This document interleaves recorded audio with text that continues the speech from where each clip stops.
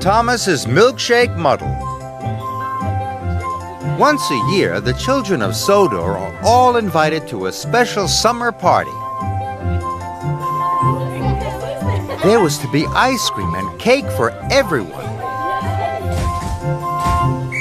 Every engine wanted to be the one to take the children to the party.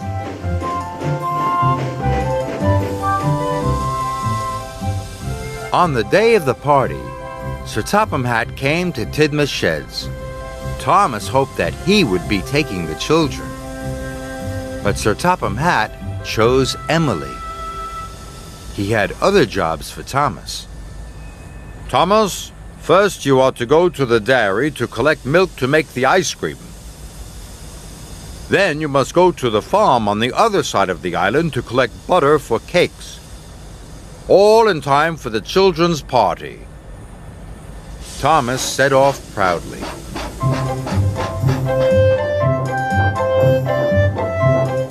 When Thomas arrived at the dairy, the manager told him he was to take the milk churns to the ice cream factory. You have to go very slowly, he told Thomas. So Thomas steamed carefully away.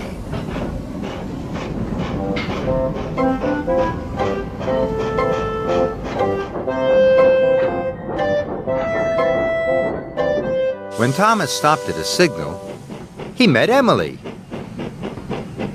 Hello, slow coach, she whistled. I'm not being a slow coach, huffed Thomas. I'm being reliable. If you weren't a slow coach, Emily sniffed, Sir Topham Hatt would have given you my job. I'm fast and I'm reliable. That's why I'm taking the children. Emily looked very pleased with herself. This made Thomas cross. I can be as fast as you, he huffed. I'll race you to the next signal, Emily whistled, and she steamed quickly away. Thomas wheeshed after her as fast as his pistons would pump. As he raced along, the milk churns rattled and rocked. They biffed and bashed. And at the next signal, Thomas raced ahead of Emily. Thomas was very pleased. He steamed off for the ice cream factory. But he had completely forgotten about going slowly. The ice cream factory manager was very happy. Thomas had delivered the milk in record time. Now the factory could make the ice cream for the party. But when the manager looked into one of the churns, he was very surprised. This milk is almost butter, exclaimed the manager. The factory manager asked Thomas if the churns had rattled around. Thomas looked worried. If you shake milk for long enough, it turns to butter, he told Thomas. Thomas was very upset. The factory manager was cross. You must go back to the dairy and get more milk. And remember to go slowly this time, he said sternly.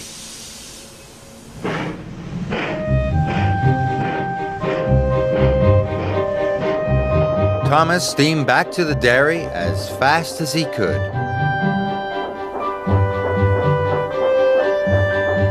When Thomas arrived back at the dairy, Sir Topham Hatt was there. He was very cross. Thomas, it is nearly time for the party, and you still have not collected the butter from the other side of the island. The children will have no cakes for the party. Thomas felt terrible. Thomas trundled slowly and carefully back to the ice cream factory. He didn't feel reliable. He had let everyone down.